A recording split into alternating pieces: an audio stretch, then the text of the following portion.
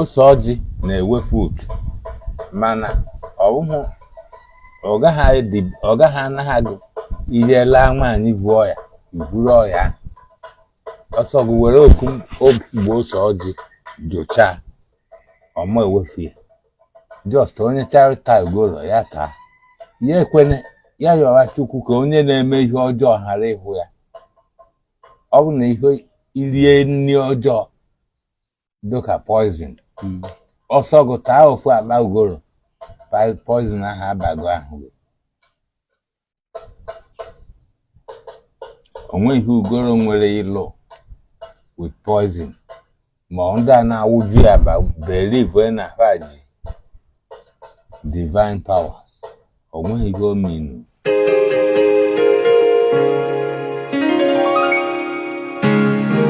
Ụtọ onye ọbụla aka na nke dị azị anyị chọrọ ine ma onye ọbịa bụgo m na nke ya ọ kọwara anyị mkpa ọ dị kọwara ndị youth ụmụazị ka na-eto eto mkpa ọ dị onye ọbụla iji nwayọọ chụba ego n'ụzọ kwesịrị ekwesị kọwara anyị dị after effects of oke ite ọ mmadụ egwu oke ọgwụ na-adịrọ mma.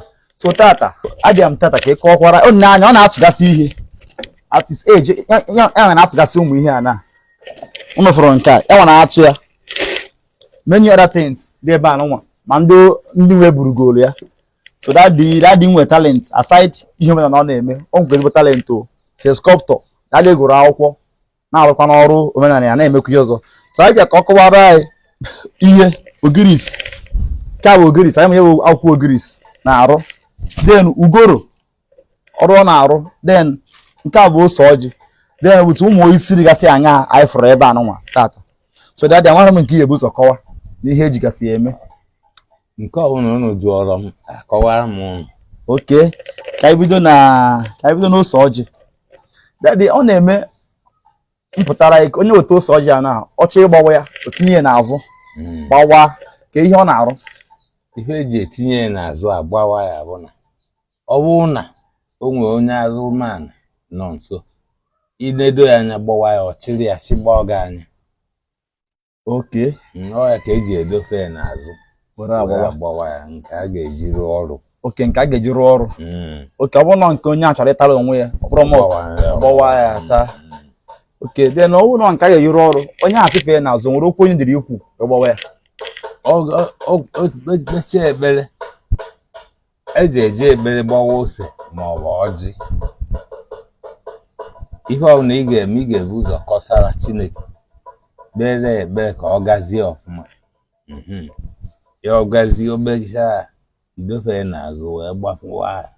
Okay, ụmụ Igbo na-anụgo ihe o kwuru ọ sị na ịchọ iji rụọ ọrụ ikpechi ekpere ihe ọbụla ị na-eme n'ụwa ị ga-ebu ụzọ kọsara Chineke nọ n'eluigwe.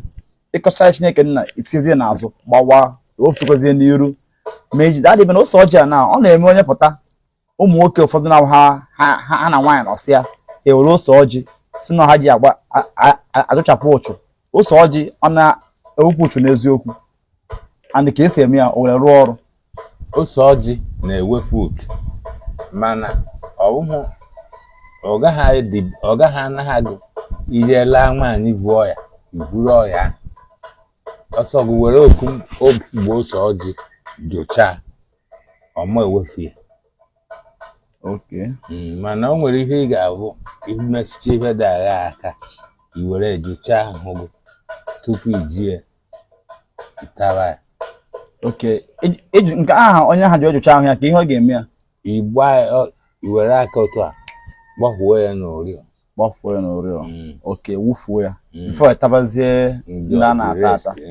So dadị na-akọwa atụ na ose ọjị a na nwere ike ịgbapụ ụchụ ma ọ bụ na nwere ihe dị aha ị ga-emecha iwere ose ọjị jụchara gị wufuo ya. Mana ị gaji nọcha nwaanyị were ose ọjị jụcha onwe gị ogbochikwa gị ibute ọya. Dadị ọkwa ihe ikwu eziokwu ogbochikwa gị ibute ọya n'ọsọ nsọ bụrụ na o nwere ochiri gị elubu o nwere ike nyere gị aka wepụ ya. Dadị ihe dị ka one ka onye ahụ nwere ike iji mee ya bụrụ na anọ o nwere ka esi eme ya iche. Mba, ka esi eme ya iwere ya jụchaa ya 4 times. Okay, gbafuo ya oriọ. Okay, ọ na-anụ gị ọkọ maka ose ọjị ndị oyibo na-akpọ ya alligator pepper. Dadị ọkwa ya. Okay, yes, adị nke a bụ ugoro akụ inu ma ugoro akụ inu ma ọ bụ ugoro. Ụfọdụ na-eme ha gaba mmemme ma ọ bụ ha gaba mba ha wụnye ụfọdụ na-akpa wụrụ ụfọdụ n'ọnụ, nwere ike ịkọwara ihe ọ na-alụ na reason eji eme otu ahụ. ihe ahụ a na-awụ ikwu just onye charịta ugoro ya taa ya ekwene ya yọwa Chukwu ka onye na-eme ihe ọjọọ ghara ịhụ ya. Ọ bụ na ihe irie nri ọjọọ dịka poison ọsọ gụ taa ofu akpa ugoro poison ahụ abago ahụ gị. Onweghị ugoro nwere ịlụ with poison ma ndị a na-awụju ya believe na ha ji divine powers. Onweghị ihe ominu ọ mkpụrụ osisi ka ọ.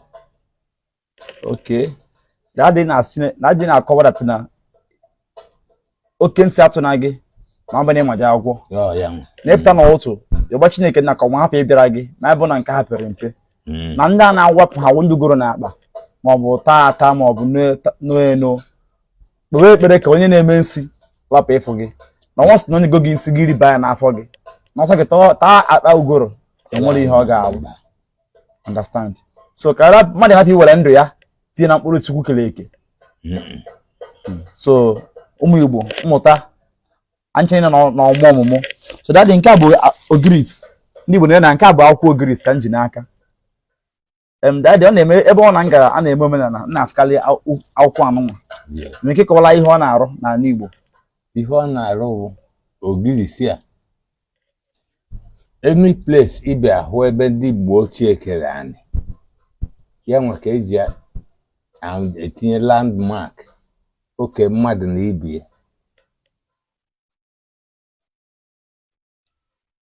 Ịnya moto buru ozu nwụrụ anwụ na-aga ọ bụrụ ozu na-aba ike o jekete na-akwụsị moto ahụ ịkpata ogirisi a wụnye n'ime na-akpati ebe ọ nọ moto ahụ agawala onwe ya. Okay, ihe dịka one ka ya akpata wunye ịnọ otu a. Okay, wunye n'ime akpati ka n'ebe na-akụ ozu n'ime akpati ahụ ozu nọ. Okay, ozu ahụ agabara onwe ya. Yes, ọ bụrụ na igbuoro ndị mmụọ anụ chọọ ikerefe na ị ga-edowe ose ife a na idowe ofu otu a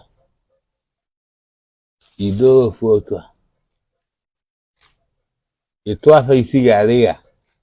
Isi fa ama eche ofu ebe ọdụ fa ama eche ofu ebe. O nwee mmadụ one na-agba izu megide gị otisa uche fa ma ekwukọrịta ofu mee ofu n'isi gị. Ọ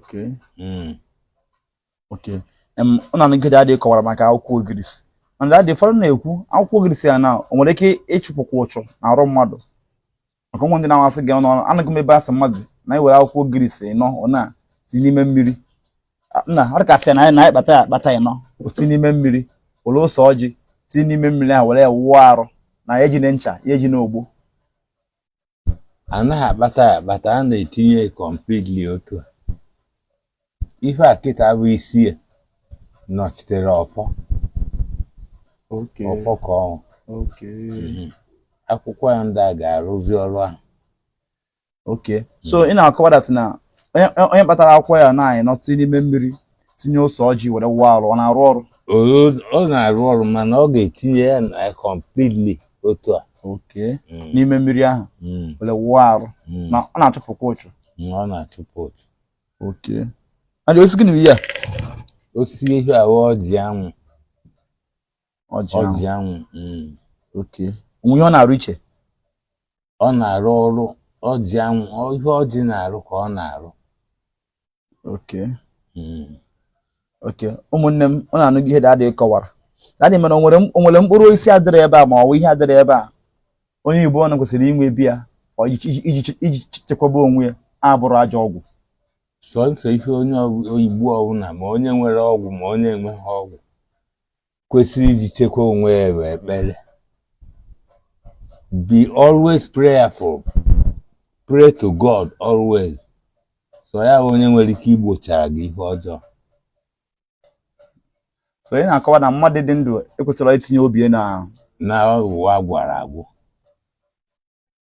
mana ka ezi maka ndị na-apụta na-asa anaghị eme maka onye anyị bụ abụ m onye nke abụ m onye nke a because ọ dịka mmadụ dị otu ahụ na-amago n'ọgwụ ha gwọrọ na-ebu ha isi.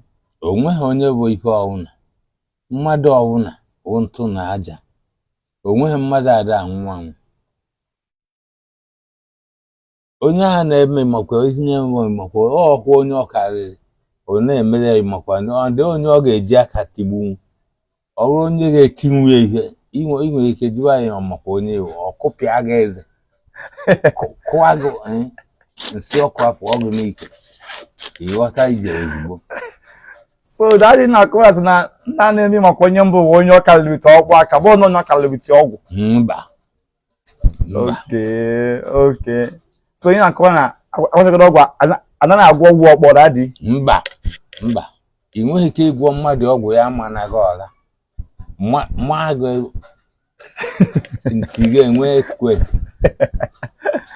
So mụ na dadị ikwu. So dadị o nwere ekpere ị ga-ekpere ụmụ Igbo, o nwere ndụmọdụ ị ga-enye ụmụ Igbo ma nwe ọfọ ị ga-agọrọ ha maka na ọ bụ na okenye ka ịbụzi ana eme ka amata na nwatakịrị na-atụ na agada nne ya na-amụta ọtụtụ ihe. Nwatakịrị na-atụ na agada nne na-amụta ọtụtụ ihe. So ịbụkwu na our spiritual father ka ọsọ nwe ọtụtụ ihe anyị amarọ nwa ọtụtụ ihe eji ahọrọ ụmụazị kịta anụnwa na ha amarọ ọkụ bikọs ha amarọ onye ọbụla amara ụzọ bụ onye amara ụzọ isigode na ụzọ a ka ya esi ọ dị mma ọ ga-esoge na-aga ụzọ ọmara ụzọ. So onwe isigo na ekpere is the best ultimate onye ọbụla wụ mmadụ ga-eji hibe isi ma ọ bụla ọgwụ agwọrọ agwọ. Okay.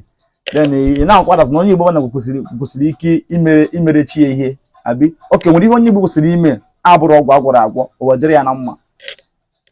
Onye ọbụla bịara ụwa ya emebeghị ihe onye ụwa ya ọ ka ji ndị mmụọ ụgwọ maka na onye ọbụla bịara ụwa nwere onye nụrụ ya. The Holy Book told us Elijah nụrụ John the Baptist. O nwere onye bịakwara ebe a ofu mbọsị na-ajụ m about Jesus Christ kedu onye nụrụ ya. Ngwa ya na onweghị onye nụrụ Jesus Christ. He was a direct incarnate of God. He wasn't reincarnated. He was a direct incarnate of God. He was a God also, as well as me and you. You are a God. Nwa ahụ na ịmụ kịta ụgwụ ma kelee all you are sweat. Oge ị na-achọ mma ị na-ejekwu nwunye gị ị ga-evuriri ụzọ mee nke ahụ Chineke gọzizie ọganihu. Okay. Ọ na-anọgide adị kọwara ịma na kamgbe ndụ na ọ dị adị sịrị anyị mụtawa ọtụtụ ihe dadị na-akọwara na onye ọbụla bụ onye Igbo kwesịrị emebere ihe onye ụwa kaji ndị mmụọ ụgwọ. Ọ ka ji mmụọ ụgwọ bikọs ọ nwere nọrọ gị ụwa. Yes. And onye ahụ nwa gị kwesịrị ọ ga-abụ ịpụta ụwa too nte mara ihe ikene ya. Ị na-ekene ya bikọs ọ ya nwa n'ọgwụ ya nwa ka ịwụkwa. O nwere for instance o nwere ife ị ga-afụ kịta ị na-aghọta na ịhụnugo ihe a once ụdị ihe emenugo one day mana ọ bụghị na ndụ a ịbịa o nwego mgbe o mere. Dadị ya na-eme ka m nwere ga-abụ member na ana meche na ọ dị ka ihe emebugo before. Yes. Ị na-aghọta na o mebugo mana ị mazi ihe ebe ọ nọ n'ụwa ochie ịbịa. Okay, na ụwa ochie onye ahụ. Yes. Mmadụ bi ụwa nwa he or she must be sent down to the people of origin, ndị Ichie. Ndị Ichie ahụ ka ọ dịziere inye correction na ebe ị nọdụ wrong na ebe ị dị right. Emezine nke a mewezi otu a. Okay. Ọ bịa ka ọzọ. Kerekonu maka ndị nwụrụ anwụ like ihe a na-anọ na stat na nwere onye akwụbara na onye ahụ na-edistọb ndị dị otu a dịka ihe ahụ dị na n'Igbo anyị ọ dị o juru eju. Ndị Hausa amaghị ihe na a na-akpa mmadụ and ọ dị disturb ha mana ijere n'ugwu Awụsa kịta ị nwere ike ịhụ somebody eze ya adị ebe a ọnụ ya adị etu a o si n'otu esi wee nie onye ahụ iji ahụ na onye Igbo nwụọ kịta tupu enie ya a ga-estrechi dozie ya isi dozie ka ọ ga-awa ọnụọgụ ụwa ọ dịkwa mma o nwere ka ị ga-esi hịa ya onu ọfụtaba ụwa ọzọ onu ya dị otu ahụ there is no denial. Okay, ụmụnne m na gị dadị kọwara dadị anyị ama nji ajụjụ gbukwene gị nke kọwara anyị ejugo anyị afọ ụmụnne m anyị ga na-abịa kwamgbe na-amụta ọtụtụ ihe n'aka dadị onwekwene ihe ị chọrọ ịjụ mụnwa ajụbịara ya ma dadị akọwabere you can say drop it on the comment section. Understand? Ịchọkwana ịbịa bịa fụ dadị ọkwadala mmadụ ịbịa fọ gị Ndị mmadụ na-abịa ebe a. Okay, ịchọkwana ịbịa visit dadị you can still come.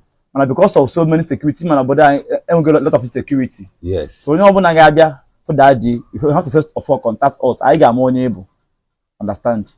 If I chat I got more able, then I get go here. You know daddy I'm not bank at all more rich or rogo. Daddy had a walk wajo. Daddy had a walk not just on your man and a cobo. On your man and a cobo. No way to come make him one fire what I get. Okay, make you off peacefully. Kọwara gị aka esi wee nghọta ya dadị ya nọkwa na nke na mma gị na-egbu gị ma ọ nọ nke nwunye gị na-egbu gị dadị abi mba so onwe ihe ọ need n'aka dadị you are freely to shout us then ịchọkwana ịbịa afọ ya from ebe ọ na-ekwulu ọbịa Anambra State ọ na-erita ha na-ekwulu ọbịa roundabout kpọọ anyị ga-akpọta gị ebe anọ o gịnị anọ so dadị thank you.